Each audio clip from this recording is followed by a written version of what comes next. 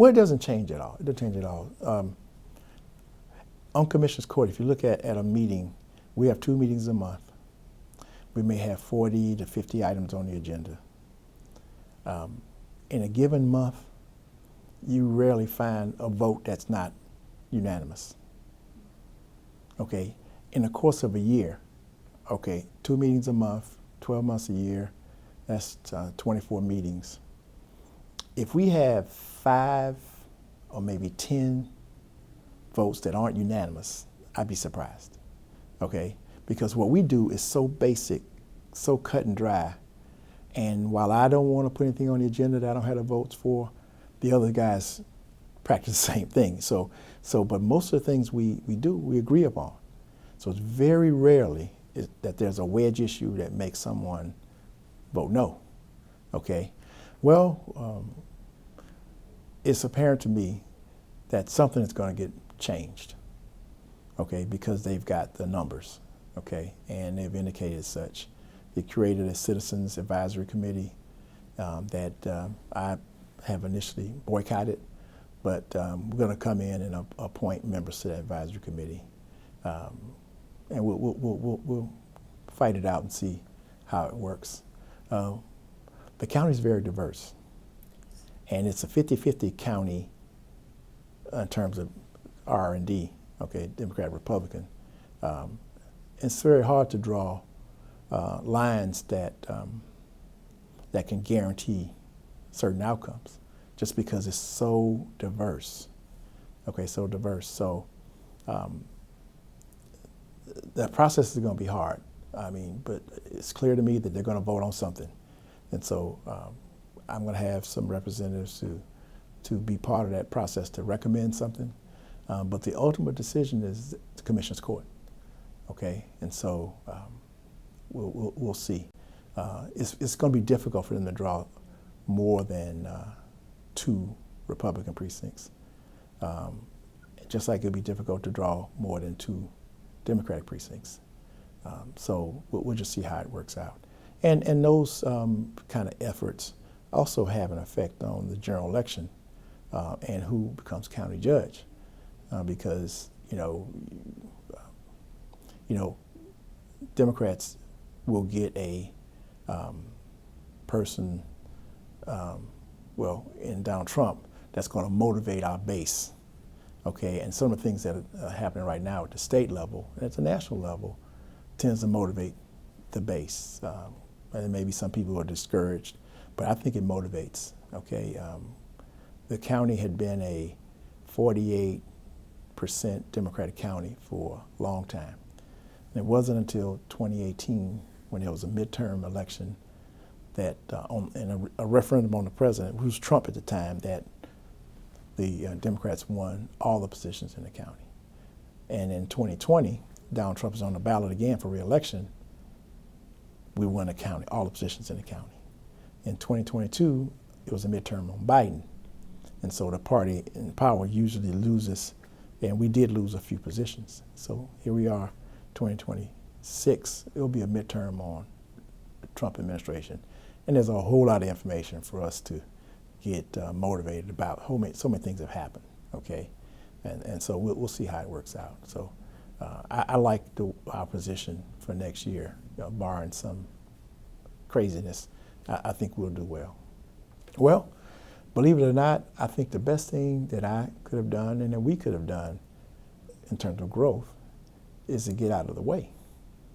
I mean, Fort Bend County hadn't grown because we're so smart and we created policies and things like that. Nah, we didn't. The best thing we did was get out of the way and let the marketplace do its thing. Fort Bend County grew because of urban sprawl from Houston, okay?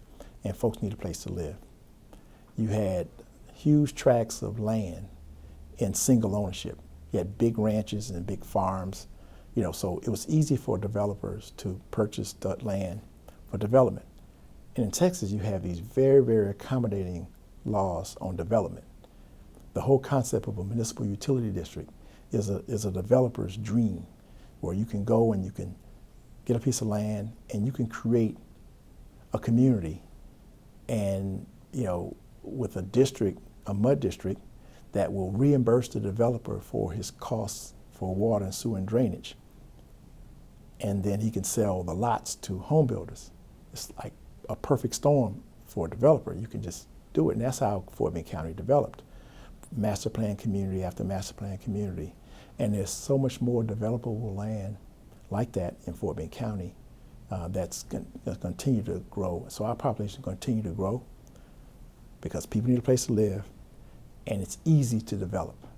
And when I say about getting out of the way, for us, you know, the minute we start over-regulating and making demands and changes and making it difficult for a developer to do his subdivision or do his commercial development, then that's when it's going to slow down.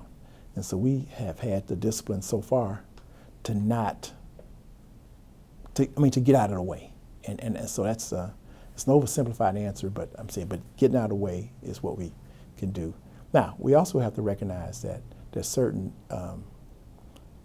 parts of public infrastructure that are needed to sustain that growth. So community centers and parks and libraries, the roads, bridges, and the drainage situation has to be done too. We gotta build a bigger jail. We gotta provide all the services that people need for a growing population.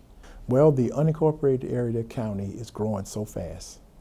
Okay, the cities, I would say in Fort Bend County, Sugar Lands, Missouri City, Stafford, Rosenberg, they're smaller areas and they have police force that do a fine job in addressing the response there.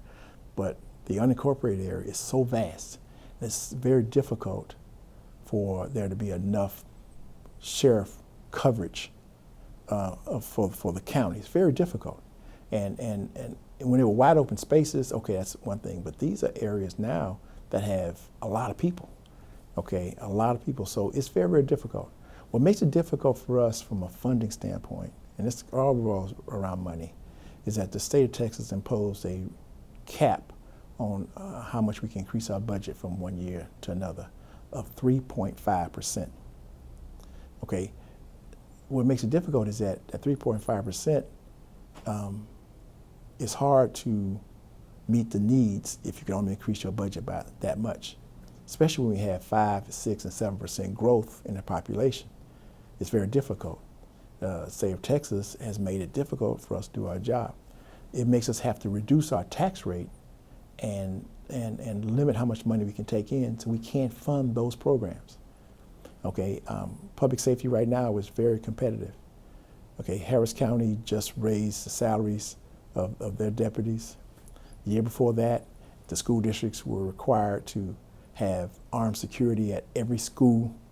So law enforcement officers are very money conscious, okay?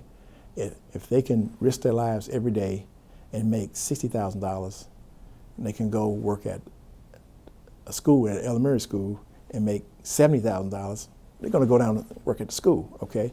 And so agencies end up poaching each other's staff here and there. That makes it even more difficult. We raised our salaries last year, and we were able to fill a whole lot of vacancies we had.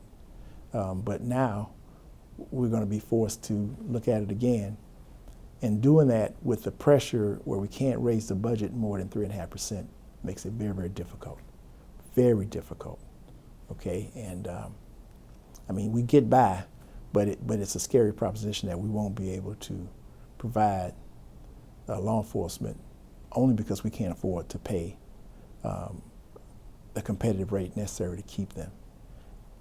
And so it's one thing that concerns me in our growth and development. And the state of Texas now, it appears as though they're going to actually lower that cap to 2.5%. It makes it even harder for us, okay? So while it sounds good for the state legislature to say, look, we lowered your taxes, well, I want to be, first of all, I am the longest serving public official in the history of the county, bar none, okay? And so that's good. But then someone asked, well, what did you do while you were there? You just held a seat? No. I think my legacy was that I helped change the county. And it helped prove that the county can be led by people who have prepared themselves, to be leaders and have done a good job, okay? So I want to be viewed as an excellent county commissioner, excellent public servant. I'm a hard grader on myself. I kind of have a pretty high standard. It's kind of hard for me to be satisfied, but I want to make sure that everything that I can possibly do, okay, on my watch gets done.